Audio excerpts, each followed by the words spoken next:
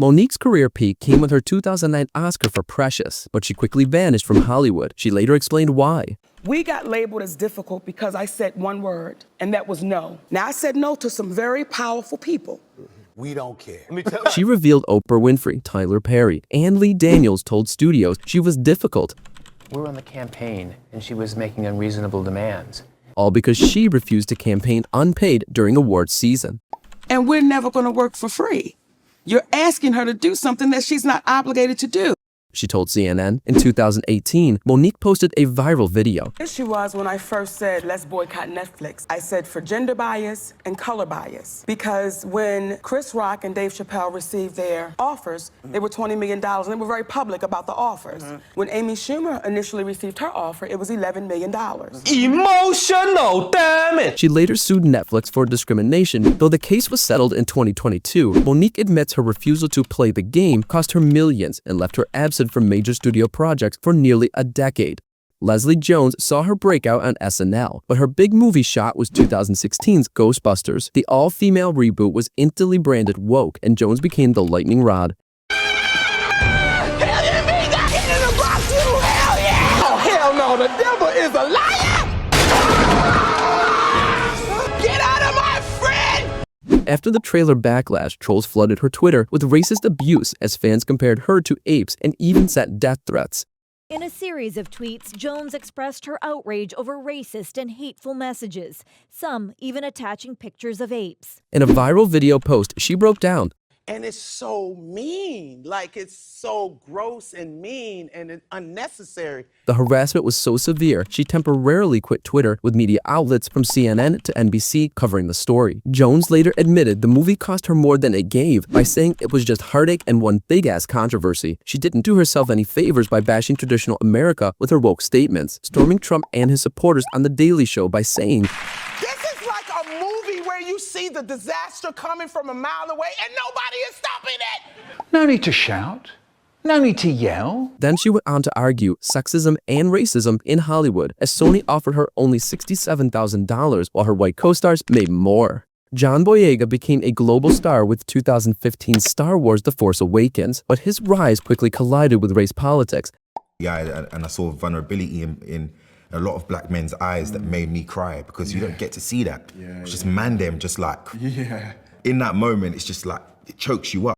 As when he was first cast, racist fans launched the hashtag Boycott Star Wars 7. Years later, Boyega admitted the franchise sidelined its black and Asian leads in a 2022 GQ cover story by saying, Don't tease no black. You know what that does to black people? You know how you guys got everybody motivated around Black Panther? Don't tease no and market no Black Panther, market a black actor and switch him, babe. Switch it, yeah. You don't do it with white actors. You don't do it. You don't. You got white people and black people excited, and then we come in and they in it for 5 minutes.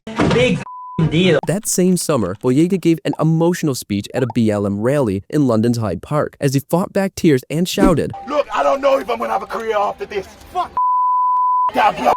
Honestly, where does it end with you people? The video went viral worldwide, cementing his reputation as an activist voice rather than a competent actor. While fans praised him for speaking out, the blunt Disney criticism and protest footage branded him a woke star.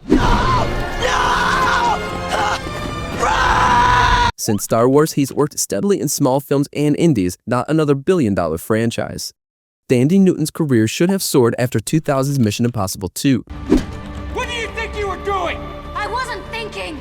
But she later admitted her woke stance on sexism and racism cost her jobs. In a Vulture interview, she said, I challenged people, and that meant they didn't want to work with me. She recalled nearly starring in 2000's Charlie Angels until executives pushed her to play a racist caricature by saying they wanted me to be more black, to have a moment where my skirt goes up and there's a close-up of my butt. Newton walked away, but the fallout branded her difficult as she became a vocal #MeToo advocate by telling interviewers, I talked about it very early on, and it wasn't a cool thing to do, apparently, because it was affecting my reputation. It was such a bum out because I would talk about it, and it became a lot of, what I was known for. Shut up!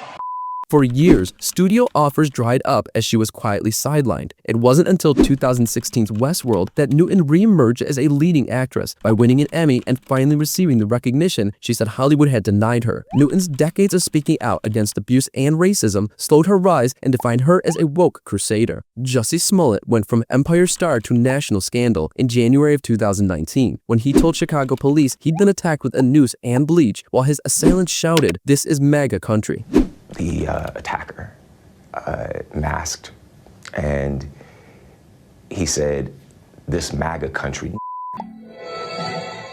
In an emotional sit-down on Good Morning America, Smollett said, "We live in a society where, as a gay man, you are considered somehow to be weak, and I'm not weak. I'm gay." As the clip went viral on the controversial topic of culture wars. Weeks later, police declared the attack was staged. But police releasing this video, it is video that they say proves their case that Jussie Smollett staged his own racist and homophobic hate crime. As Smollett was charged with filing a false report, and by March, he was dropped from Empire mid-season. In court, he insisted he was innocent, but a jury convicted him of disorderly conduct in 2021, which was overturned in 2024 by the Illinois Supreme Court on procedural grounds, yet the damage was already done. I respect your decision. Jail time.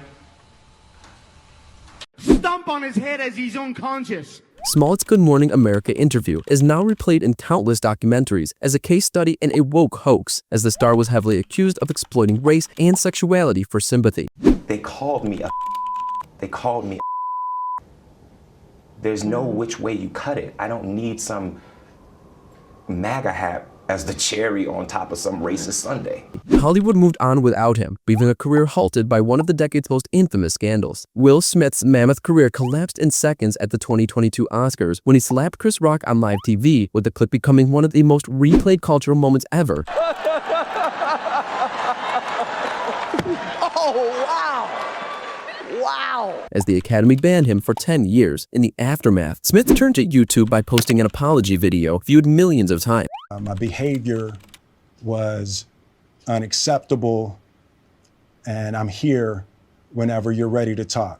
Don't talk about money, you're broke. Years later, his woke online presence made him viral again when he told reporters, racism isn't getting worse, is getting filmed.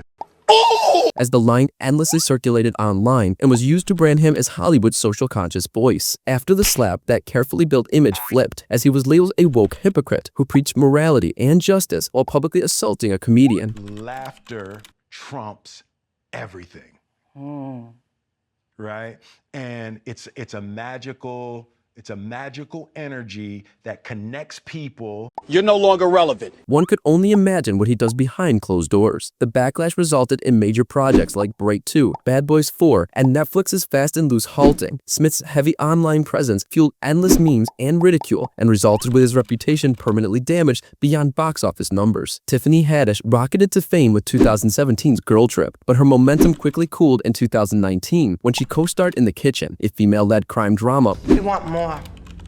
32nd up to 59th. Do you know what you're asking? Yeah, I do. You got our back? Marketed as empowering, which bombed with just $16 million worldwide. The next year, she headlined 2020's Like a Boss, promoted as a movie about women supporting women. But despite the feminist branding, it barely cleared its $29 million budget by only grossing $30 million worldwide. Haddish continued her activist persona off-screen with a viral clip showing her explaining how she talks to black children about police. Your family more happier and productive, and if your family more happier and productive, the community is more happier and productive, and then we ain't gonna have no systemic racism, because bitch, we gonna, oh shit.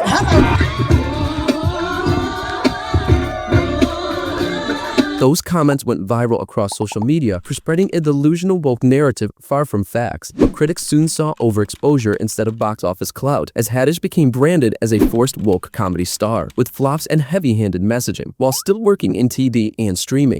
One of the valuable lessons I learned in life that I think every woman should know is, never let anybody with dirty hands touch your cuckoo.